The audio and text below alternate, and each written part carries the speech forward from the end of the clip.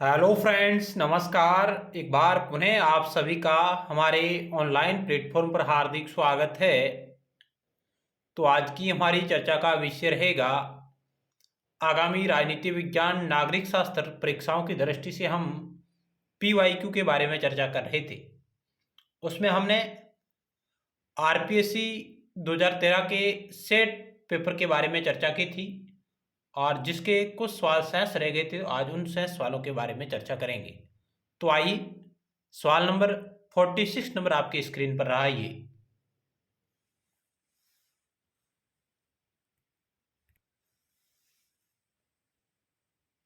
सवाल number 46 number आपकी screen पर रहा। ये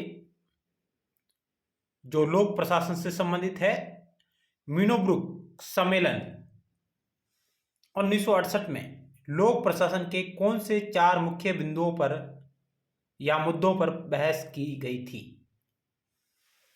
मीनोब्रुक सम्मेलन 1968 में लोक प्रशासन के कौन से 4 मुख्य मुद्दों पर बहस की गई थी। 4 ऑप्शन आपके समक्ष रहे। प्रासंगिकता, मूल्य, समता और परिवर्तन, इतिहास, गुण, मूल्य और विकास, प्रासंगिकता, परिस्थिति, समता और प्रगति, मानव मूल्य, संदर्भ और प्रगति। क्या होगा इस सवाल का राइट उत्तर?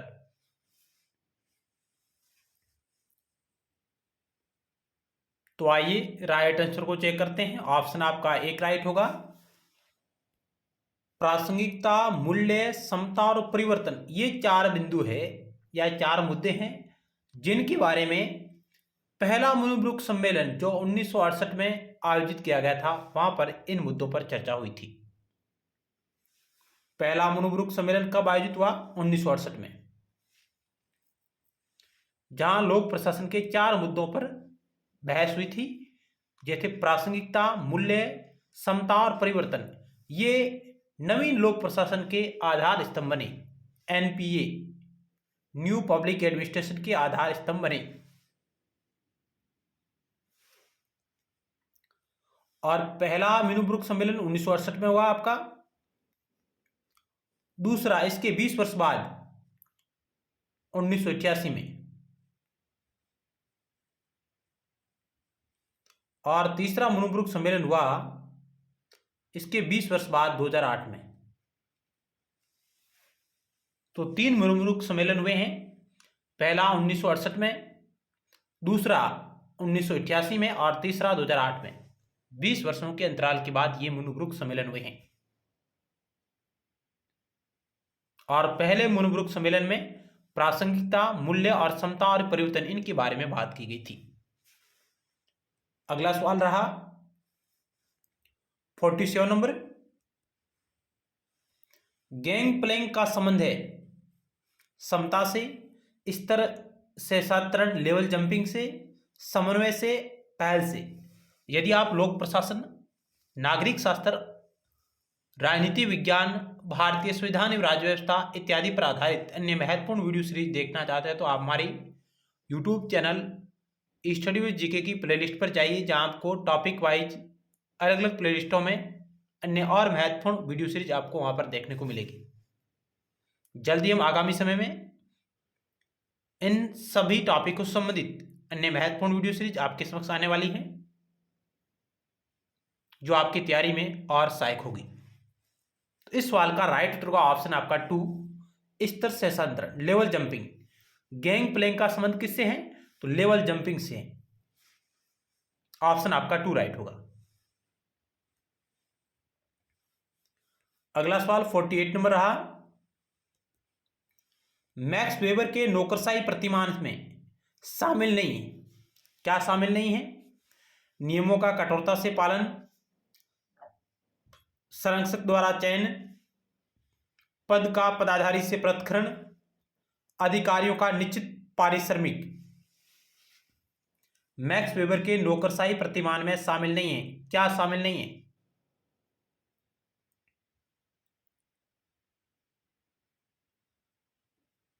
तो इस सवाल का ऑप्शन 2 राइट होगा। संरक्षक द्वारा चयन, ये इसमें शामिल नहीं है। मैक्स वेबर के नौकरशाही मॉडल में संरक्षक द्वारा चयन ये उसमें शामिल नहीं है। नियमों का कठोरता से पालन, पद का पदाधिकारी से पृथक्करण, अधिकारियों का निश्चित पारिश्रमिक, ये उसमें शामिल है प्रतिमान में। ऑप्शन आपका 2 राइट होगा। अगला सवाल 49 नंबर आपकी स्क्रीन पर है। लोक प्रशासन पर नियंत्रणों में जो अधिक सतत एवं सब सुधारक है वह कौन सा है? लोक प्रशासन पर नियंत्रणों में जो अधिक सतत एवं सब सुधारक है वह कौन सा है?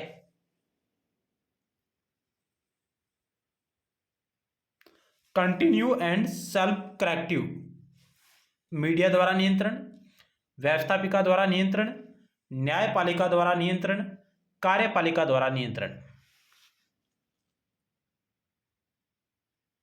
इस 49 नंबर सवाल का राइट उत्तर का ऑप्शन आपका 4 नंबर होगा। कार्यपालिका का द्वारा नियंत्रण है जो लोक प्रशासन पर नियंत्रणों में जो अधिक सतत एवं स्वयं सुधारक है, सेल्फ करेक्टिव है। ऑप्शन 4 राइट होगा। अगला सवाल आपकी स्क्रीन पर रहा ये 50 नंबर। ब्लॉक स्तरीय नियोजन की जिस समिति ने सिफारिश की थी उसका नाम क्या था? ब्लॉक स्तरीय नियोजन,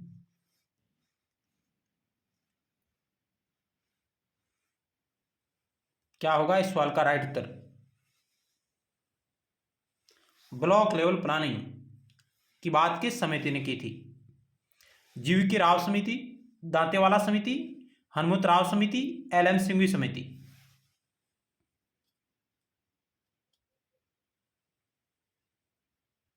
तो इस सवाल का ऑप्शन आपका 2 राइट होगा। दांतेवाला समिति जिसने इसके बारे में बात की थी, इसकी सिफारिश की थी ब्लॉक स्तरीय नियोजन की। हालांकि ये सभी समिति पंचायती राज से संबंधित है। दांतेवाला समिति जिसकी रिपोर्ट 1978 में आई थी, एलएम सिंघवी समिति जिसकी रिपोर्ट 1986 में आई, हनुमंत राव समिति 1984 की है और जीवीके राव समिति 1985 की है। इनको मिलान करने का क्रम भी आ सकता है। और कौन सी समिति पंचायती राज से संबंधित है या नहीं, इस प्रकार का भी सवाल आ सकता है।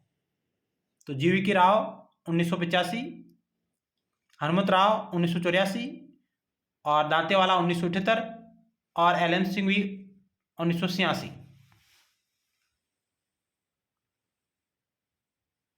जबकि हनुमंत राव जो कमेटी है 1984 जिसने जिला स्तरीय नियोजन की बात की है, जिला स्तरीय नियोजन की बात कौन करता है? हनुमंत राव कमेटी। जबकि ब्लॉक स्तरीय नियोजन की बात की दांतेवाला समिति ने, दांतेवाला कमेटी ने। तो ऑप्शन आपका 2 राइट होगा। अगला सवाल आपकी स्क्रीन पर रहा।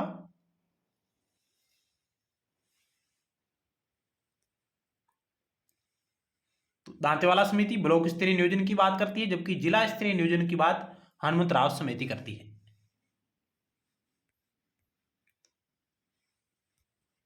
नई अखिल भारतीय सेवाओं की स्थापना की जा सकती है संविधान संशोधन द्वारा, एक कार्यकारी आदेश द्वारा, संविधान के आर्टिकल 312 के तहत प्रस्ताव पारित करके, संविधि द्वारा।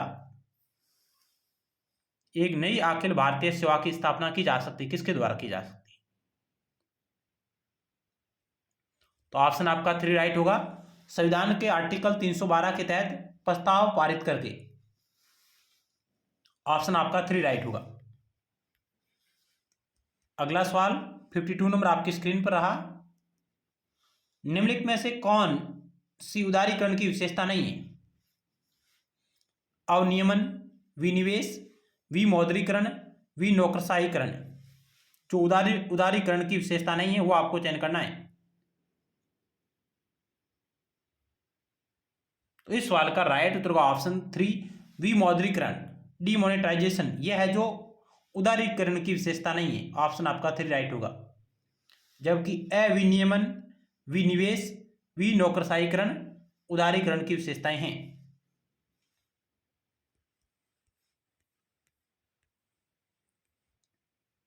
अगला सवाल आपकी स्क्रीन पर रहा ये। आपको लिस्ट 1 को लिस्ट 2 से सम्मिलित करना है।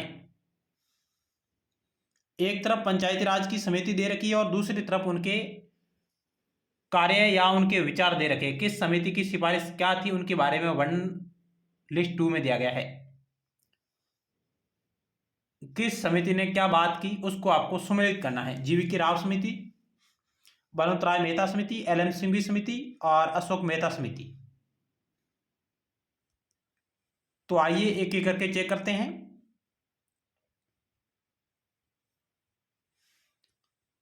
जीवी की राव समिति यह जो ग्रामीण विकास की विद्यमान व्यवस्थाओं की समीक्षा हेतु गठित की गई थी।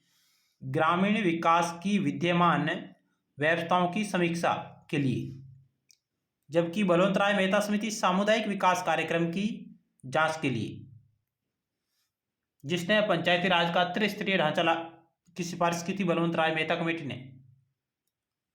एल.एम. सिंघवी समिति जिसने विकास हेतु पंचायती राज संस्थाओं का पुनर्द्वार, और अशोक मेहता समिति ने पंचायती राज संस्थाओं में प्रत्यक्ष चुनाव की बात की। इस प्रकार ये सुमिलित होंगे।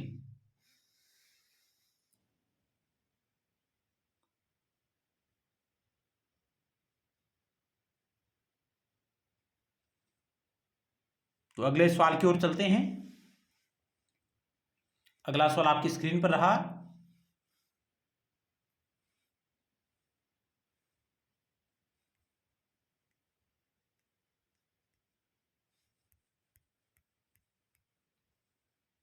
फिफ्टी 54 नंबर, निम्नलिखित में से किसे तकनीकी विरोधी, प्रत्यक्षवाद प्रतिरोधी तथा पद सोपान व्यवस्था प्रतिरोधी कहा जाता है। निम्नलिखित में से किसे तकनीकी विरोधी, प्रत्यक्षवाद प्रतिरोधी तथा पद सोपान व्यवस्था प्रतिरोधी कहा जाता है। विकास प्रशासन को, प्रशासनिक विकास को, तुलनात्मक लोक प्रशासन को, नव लोक प्रशासन को।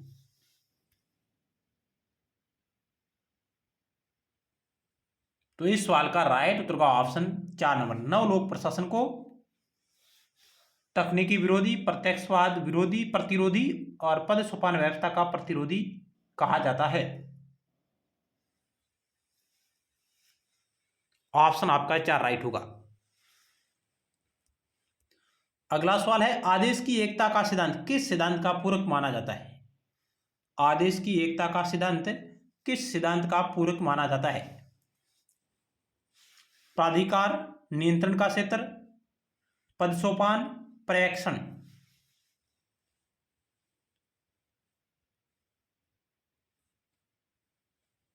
क्या होगा 50 नंबर सवाल का राइट उत्तर। तो आदेश की एकता का सिद्धांत पद सोपान सिद्धांत का पूरक माना जाता है। ऑप्शन आपका 2 राइट होगा। हेनरी फ्योल इससे संबंधित प्रमुख विद्वान हैं, हेनरी फ्योल। ऑप्शन आपका 2 राइट होगा। अगला सवाल है जहां आपको लिस्ट 1 को लिस्ट 2 से सम्मिलित करना है।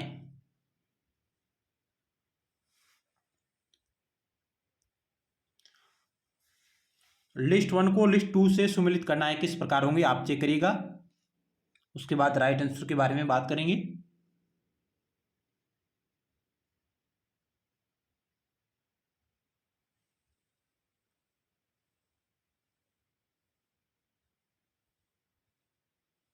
तो आइए एक एक करके चेक करते हैं। नौकरशाही सिद्धांत किससे संबंधित है। संसदीय आत्मसंतुष्टि, पारिस्थितिकीय उन्मुक्ता, विवेक संगत संरचना, सिद्धांत समूह, प्रशासकीय प्रक्रिया। तो नौकरशाही सिद्धांत आपका विवेक संगत संरचना से संबंधित होगा। ये आपका 3 से सम्मिलित होगा। शास्त्रीय सिद्धांत, शास्त्रीय सिद्धांत प्रशासकीय प्रक्रिया से संबंधित है। और व्यवस्था सिद्धांत ये आपका पारिस्थितिकीय उन्मुक्ता से संबंधित होगा।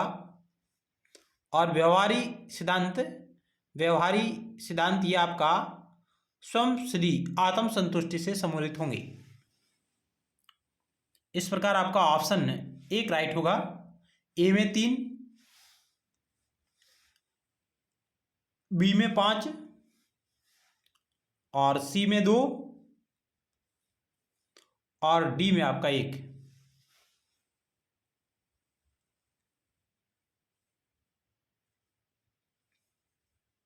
System theory, behaviourism theory, classical theory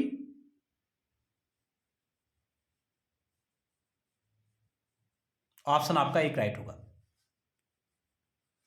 अगला सवाल आपकी स्क्रीन पर रहा। 57 नंबर सवाल है, निम्नलिखित में से किसने वेबर के आदर्श प्रकार की नौकरशाही को विकासशील समाजों के लिए अनुपयुक्त कहा?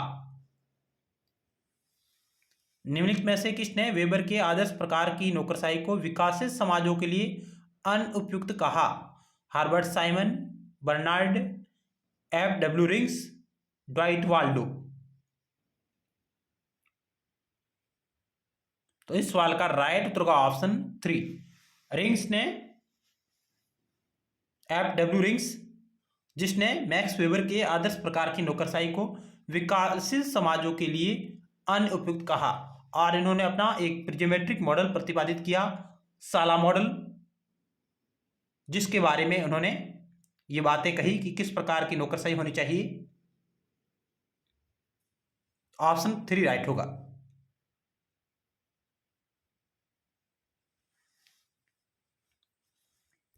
अगला सवाल आपकी स्क्रीन पर रहा। F.W. रिंग्स पारिस्थितिकीय लोक प्रशासन की बात करते हैं, उनसे संबंधित एक प्रमुख विद्वान है, पारिस्थितिकीय लोक प्रशासन।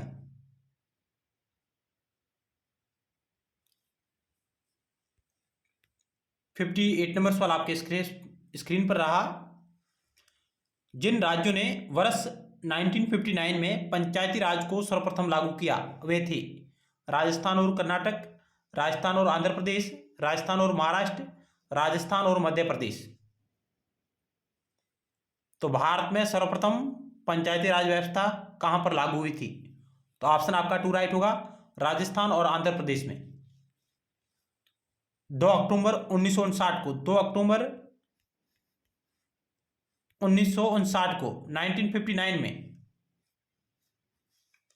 राजस्थान के नागौर डिस्ट्रिक्ट के बगदरी गांव से पंडित जवाहरलाल नेहरू के कर कमलों द्वारा पंचायती राज व्यवस्था का शुभारंभ किया गया था, और 11 अक्टूबर को आंध्र प्रदेश से इस पंचायती राज को लागू किया गया था। इस प्रकार सर्वप्रथम 2 राज्य रहे, राजस्थान और उसके बाद आंध्र प्रदेश। तो ऑप्शन आपका 2 राइट होगा।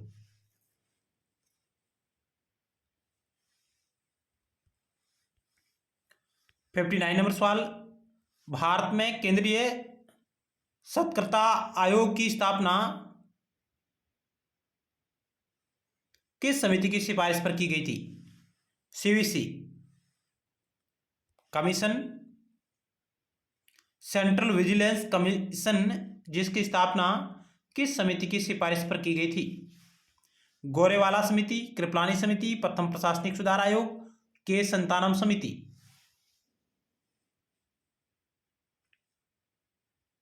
केंद्रीय सतर्कता आयोग, सेंट्रल विजिलेंस कमीशन की स्थापना किस समिति की सिफारिश पर की गई थी? CVC की स्थापना। ऑप्शन आपका 4 राइट होगा, संतानम समिति 1962, जिसकी रिपोर्ट 1964 में आई, और 1964 में इसकी स्थापना की गई थी आपकी। केंद्रीय सतर्कता आयोग की स्थापना 1964 में की गई है भ्रष्टाचार की मामलों को देखने के लिए।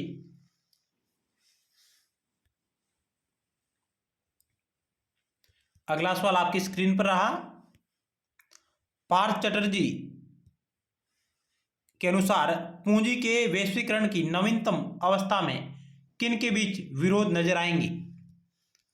पार्थ चटर्जी के अनुसार पूंजी के वैश्वीकरण की नवीनतम अवस्था में किन के बीच विरोध नजर आएंगे? आधुनिकता एवं लोकतंत्र, सामंतवाद एवं लोकतंत्र, समावेशन एवं लोकतंत्र, अभिजनवाद एवं जन संस्कृतियां। पार्थ चटर्जी के अनुसार पूंजी के वैश्वीकरण की नवीनतम अवस्था में किन के बीच विरोध नजर आएंगे? तो ऑप्शन आपका 1 राइट होगा, आधुनिकता एवं लोकतंत्र के मध्य। ऑप्शन आपका 1 राइट होगा।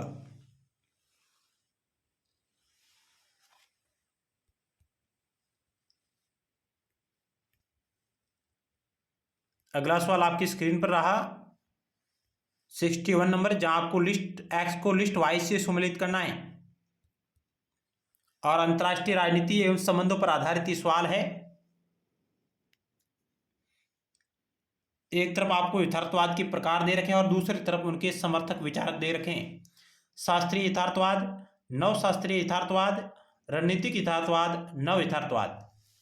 आइए एक एक करके सुमेलित करते हैं। शास्त्रीय यथार्थवाद किससे संबंधित है? Thucydides, Kenneth Waltz, Hans Morgenthau, Thomas Schelling. Classical realism से संबंधित विद्वान कौन सा है? तो ये आपका एक से सुन। शास्त्रीय यथार्थवाद की बात थुसिडाइस करते हैं, उसके समर्थक विद्वान हैं। जबकि नव शास्त्रीय यथार्थवाद से जुड़े कौन से विद्वान हैं? नव शास्त्रीय यथार्थवाद हंस जे मोर्गेंथाउ। रणनीतिक यथार्थवाद की बात कौन करते हैं? थॉमस सेलिंग है जो रणनीतिक यथार्थवाद के समर्थक है। और नव यथार्थवाद केनेथ वोल्टेज से संबंधित है। इस प्रकार आपका ये सुमेलन होगा। शास्त्रीय यथार्थवाद थुसिडाइस, नव शास्त्रीय यथार्थवाद हंस जे मोर्गेंथाउ, रणनीतिक यथार्थवाद थॉमस सेलिंग, नव यथार्थवाद केनेथ वोल्टेज। इस प्रकार आपका ऑप्शन 2 राइट हो जाएगा। शास्त्रीय यथार्थवाद थ्यूसिडाइस, नव शास्त्रीय यथार्थवाद हंस जे मोर्गेंथाउ, रणनीतिक यथार्थवाद थॉमस सेलिंग और नव यथार्थवाद केनेथ वोल्टेज। अगला सवाल आपकी स्क्रीन पर रहा। किसने मोर्गेंथाउ के यथार्थवाद की पहचान शक्ति के अद्वैतवाद के रूप में की है? कौन सा विचारक है जिसने इस प्रकार की बात की है पावर मैनिज्म के रूप में? मोर्गेंथाउ के यथार्थवाद की पहचान शक्ति के अद्वैतवाद पावर मॉनिज्म के रूप में की है। K W. Thompson, H. Hoffmann, Stanley Hoffmann, A R. एलॉक्सी, ई.बी.एस। तो ऑप्शन आपका 2 राइट होगा। स्टेनले हॉफमैन ने मोर्गेंथाउ के यथार्थवाद की पहचान शक्ति के अद्वैतवाद के रूप में की है। स्टेनले हॉफमैन, इसका राइट उत्तर होगा ऑप्शन 2।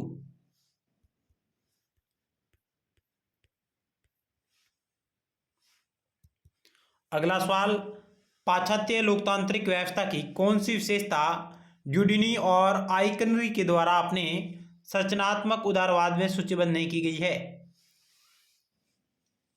पाश्चात्य लोकतंत्र व्यवस्था की कौन सी विशेषता ड्यूडनी एवं आइकनरी द्वारा अपने संरचनात्मक उदारवाद में सूचीबद्ध नहीं की गई है? क्या होगा इस सवाल का राइट उत्तर? सुरक्षा से संबंध, प्रभावी पारस्परिक वर्चस्व, जन अभिज्ञान, संरचना प्रेरित संतुलन।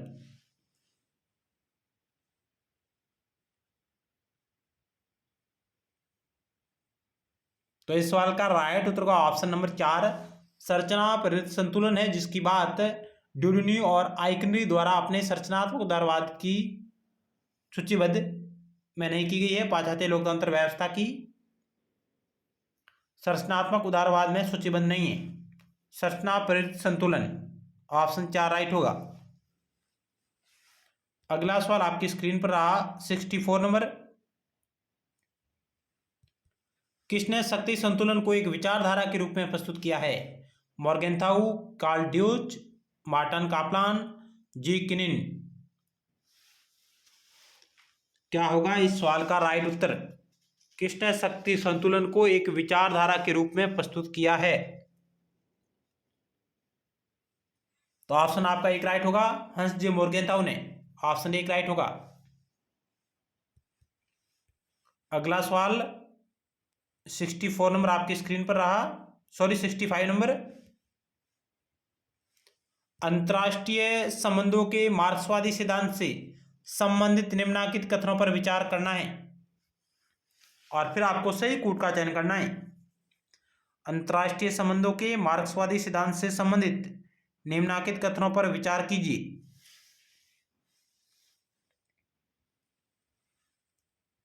राष्ट्र राज्यों के बजाय वर्ग अंतरराष्ट्रीय संबंधों की मूल इकाई है। केवल विश्व क्रांति के बाद ही चिरस्थायी शांति स्थापित की जा सकती है। केवल ए सही, केवल बी सही, केवल ए बी दोनों सही, न तो ए न ही बी। तो इस सवाल का राइट उत्तर का ऑप्शन 3 ए व बी दोनों सही है। अंतर्राष्ट्रीय संबंधों के मार्क्सवादी सिद्धांतों से संबंधित निम्न कथनों पर विचार कीजिए। तो दोनों कथन सही है कि राष्ट्र राज्यों के बजाय वर्ग अंतर्राष्ट्रीय संबंधों की मूल इकाई है मार्क्सवादी सिद्धांत के अनुसार, और केवल विश्व क्रांति के बाद ही चिरस्थायी शांति स्थापित की जा सकती है। इस प्रकार की बात कौन करते हैं? अंतर्राष्ट्रीय संबंधों का मार्क्सवादी सिद्धांत इस प्रकार की बात करता है कि विश्व क्रांति के बाद ही चिरस्थायी शांति स्थापित हो पाएगी। राष्ट्र राज्यों के बजाय वर्ग अंतर्राष्ट्रीय संबंधों की मूल इकाई है। तो दोनों कथन सही है, ऑप्शन आपका 3 राइट होगा। अगला सवाल आपकी स्क्रीन पर रहा है, ये 66 नंबर है। संयुक्त राज्य अमेरिका एवं सोवियत संघ के बीच INF संधि पर हस्ताक्षर हुए। 18 जून 1979, 8 दिसंबर 1987, 31 जुलाई 1991, 29 अप्रैल 1997। संयुक्त राज्य अमेरिका एवं सोवियत संघ के बीच INF संधि पर हस्ताक्षर कब हुए?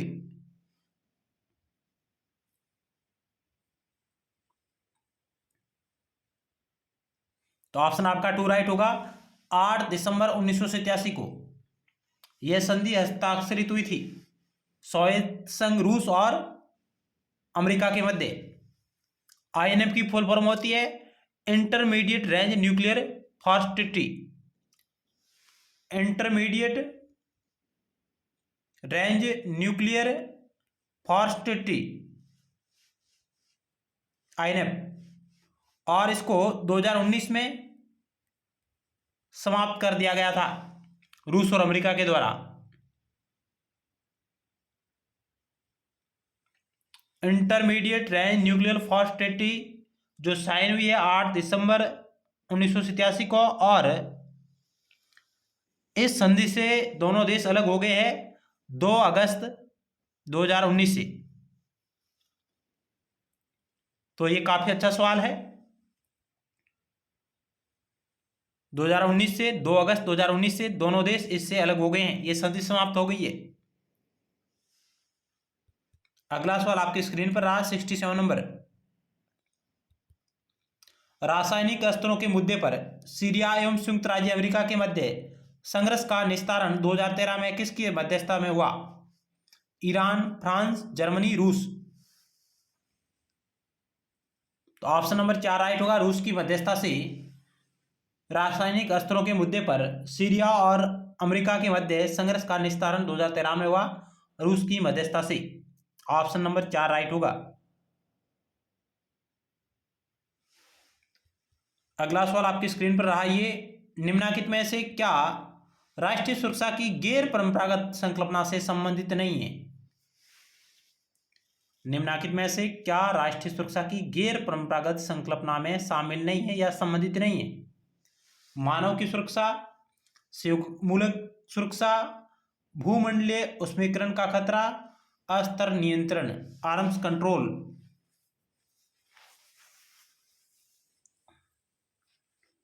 क्या होगा इस सवाल का राइट उत्तर? तो ऑप्शन आपका 3 राइट होगा। अस्त्र नियंत्रण है जो राष्ट्रीय सुरक्षा की गैर परंपरागत संकल्पना से संबंधित नहीं है। अस्त्र नियंत्रण, आर्म्स कंट्रोल, जबकि मानवता की सुरक्षा, सहयोग मूलक सुरक्षा, भूमंडलीय विस्मीकरण का खतरा, ये राष्ट्रीय सुरक्षा की गैर परंपरागत संकल्पना में शामिल है, उससे संबंधित है। अगला सवाल 69 नंबर आपकी स्क्रीन पर रहा, ये अंतर्राष्ट्रीय संबंधों की राजनीतिक अर्थव्यवस्था की दृष्टि से निम्नलिखित में से क्या बेमेल है, उसको आपको अलग करना है जो इससे संबंधित नहीं है। राजनीतिक पॉलिटिकल इकोनॉमी से अंतर्राष्ट्रीय संबंधों में संबंधित नहीं है, उसको आपको अलग करना है। वाशिंगटन सहमति, संरचनात्मक समायोजन, दक्षिण दक्षिण सहयोग, नव उदारवादी आर्थिक स्थापत्य। तो ऑप्शन 2 राइट होगा।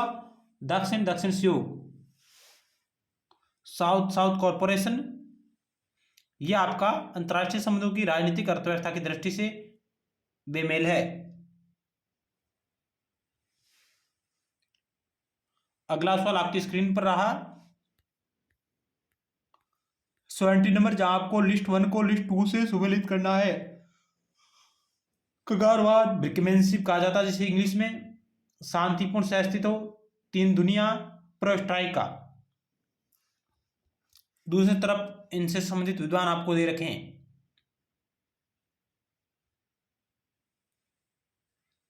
तो अबेरकैम्पेनशिप की अवधारणा किससे संबंधित है, जिसको इंग्लिश में कगारवाद कहा जाता है, तो ये दी है जॉन फॉस्टर डुलेस ने। ये आपका 3 से सुनित होगा।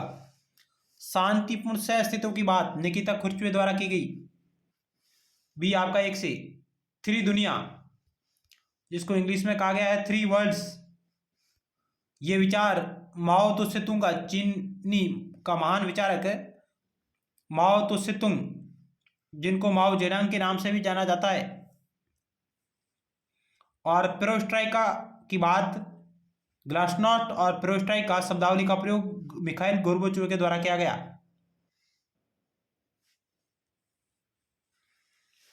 इस प्रकार यह सवाल सुमेलित होगा। कगारवाद जॉन फॉस्टर डुलेस से संबंधित है, ये आपका 3 से होगा, तो 2 में है, 1 3 से। बी आपका 1 शांतिपूर्ण सहअस्तित्व की बात निकिता खुरचुए। 3 वर्ल्ड, 3 दुनियाएं, माओ तसे तुंग और पेरोस्ट्राइका ग्लासनॉस्ट, जो नीति दोनों प्रतिपादित की गई थी मिखाइल गोर्बाचेव के द्वारा। तो अगला सवाल आपकी स्क्रीन पर रहा, जहां आपको 2 कथन दिए गए हैं और फिर आपको सही कोट का चयन करना है। निम्नलिखित कथनों पर विचार कीजिए। कथन पहला कह रहा है कि खोखले आदर्शवाद के बजाय गुटनिरपेक्षता भारत की विदेश नीति का एक नैतिक यथार्थवाद है। और कथन 2 कह रहा है कि, यानी बी कह रहा है कि गुटनिरपेक्षता किसी राष्ट्र की विदेश नीति की स्वतंत्रता का उद्घोष है। केवल ए सही, केवल बी सही, ए बी दोनों सही, न तो ए न ही बी। तो क्या होगा इस सवाल का राइट उत्तर? तो ऑप्शन 3 राइट होगा, ए व बी दोनों सही है कि खोखले आदर्शवाद के बजाय गुटनिरपेक्षता भारत की विदेश नीति का एक नैतिक यथार्थवाद है। बिल्कुल सही बात है। गुटनिरपेक्षता किसी राष्ट्र की विदेश नीति की स्वतंत्रता का उद्घोष है। तो भारत के पंडित जवाहरलाल नेहरू, मिस्र, इंडोनेशिया, यूगोस्लाविया, घाना के प्रमुख नेताओं ने मिलकर इस गुटनिरपेक्ष आंदोलन की नींव रखी थी। और ये नेता 1955 में 1955 में बांडुंग में एक सम्मेलन करते हैं और उसके बाद इसका पहला शिखर सम्मेलन सितंबर 1961 में बेलग्रेड, यूगोस्लाविया में आयोजित होता है।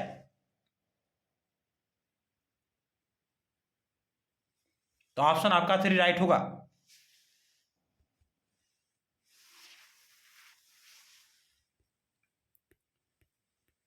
अगला सवाल 72 नंबर आपकी स्क्रीन पर रहा है। ये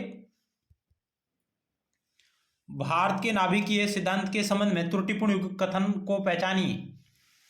4 ऑप्शन आपके समक्ष है कि भारत के नाभिकीय सिद्धांत के संबंध में त्रुटिपूर्ण कथन को पहचानिए। वैश्विक नाभिकीय निशस्त्रीकरण की अनुपस्थिति में भारत के सामरिक हित के लिए विश्वसनीय नाभिकीय प्रतिरोधक जरूरी है। भारत पहले नाभिकीय हमले की पहल नहीं करेगा। जिन राज्यों के पास नाभिकीय हथियार नहीं है, भारत उनके विरुद्ध नाभिकीय हथियार इस्तेमाल नहीं करेगा। भारत नाभिकीय हथियार मुक्त दक्षिण एशिया के पक्ष में है। भारत के नाभिकीय सिद्धांत के संबंध में त्रुटिपूर्ण कथन का आपको चयन करना है, पहचान करनी है।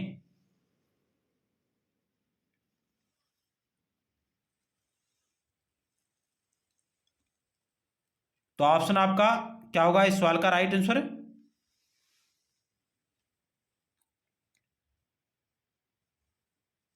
ऑप्शन 4 राइट होगा, जो भारत के नाभिकीय सिद्धांत के संबंध में त्रुटिपूर्ण कथन है।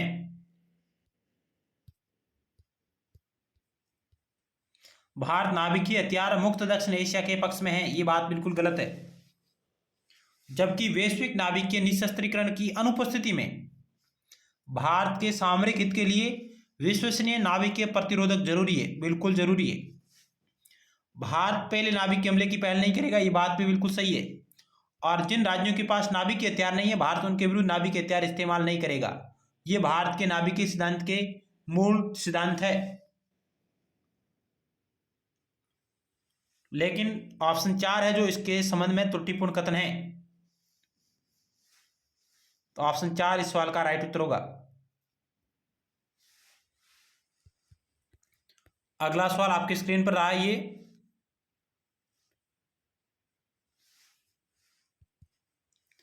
21वीं सदी में भारत की विदेश नीति के दस्तावेज नॉन अलाइनमेंट 2.0 के संबंध में निम्नलिखित कथनों पर विचार करें। यानी कि गुट निरपेक्षता की जो नीति है 2.0 के संबंध में निम्नलिखित कथनों पर विचार कीजिए। कथन पहला कह रहा है कि भारत को केवल शक्तिशाली नहीं होना, इसे एक नई एवं वैकल्पिक सार्वभौमिकता का सर्जन करना है।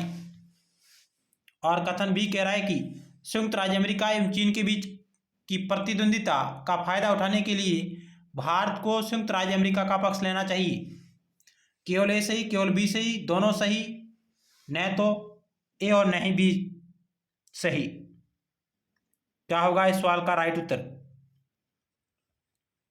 तो ऑप्शन आपका 3 राइट होगा। सॉरी, ऑप्शन आपका केवल ए सही होगा, केवल ए।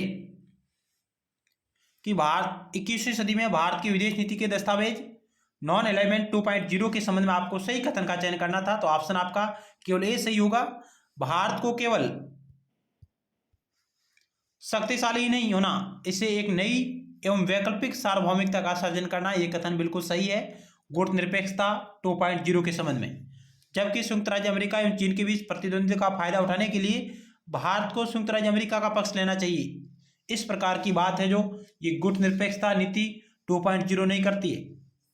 तो ऑप्शन आपका 1 राइट होगा, केवल ए सही है। 74 नंबर सवाल आपके स्क्रीन पर रहा है ये, उस मुद्दे को पहचानिए जिस पर भारत एवं संयुक्त राज्य अमेरिका के मध्य मतभेद नहीं है। मतभेद नहीं है, उस मुद्दे को पहचान करनी है। श्रीलंका में मानवाधिकार उल्लंघन, जलवायु परिवर्तन, संयुक्त राष्ट्र में फिलिस्तीनी मुक्ति संगठन का एक गैर सदस्य पर्यवेक्षक राज्य के रूप में प्रवेश, रूस में क्रीमिया का विलय। किस मुद्दे पर भारत एवं संयुक्त राज्य अमेरिका के मध्य मतभेद नहीं है? तो ऑप्शन आपका 1 राइट होगा। श्रीलंका में मानवाधिकार के उल्लंघन के मामले में इनके मध्य मतभेद नहीं है, जबकि जलवायु परिवर्तन है, संयुक्त राष्ट्र में फिलिस्तीनी मुक्ति संगठन का एक गैर सदस्य पर्यवेक्षक राज्य के रूप में प्रवेश और रूस में क्रीमिया का विलय, इन मुद्दों पर भारत और अमेरिका के मध्य मतभेद है।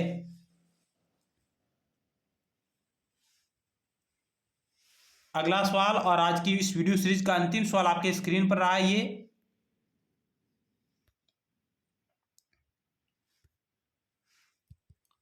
भारत चीन संबंधों पर निम्नलिखित कथनों पर विचार कीजिए।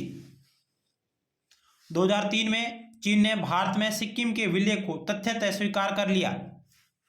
कथन बी कह रहा है कि 18 मई 2013 को चीन के प्रधानमंत्री ली केकियांग अपने पहले विदेशी दौरे पर भारत आए। क्या होगा इस सवाल का राइट उत्तर?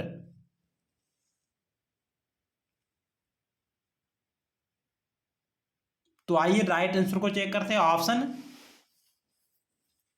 3 राइट होगा, ए व बी दोनों सही है। कि 2003 में चीन ने भारत में सिक्किम के विलय को तथ्यतः स्वीकार कर लिया। 18 मई 2013 को चीन के प्रधानमंत्री ली केकियांग अपने पहले विदेश दौरे पर भारत आए। तो ऑप्शन आपका 3 राइट होगा, ए व बी दोनों सही है। तो इस प्रकार हमने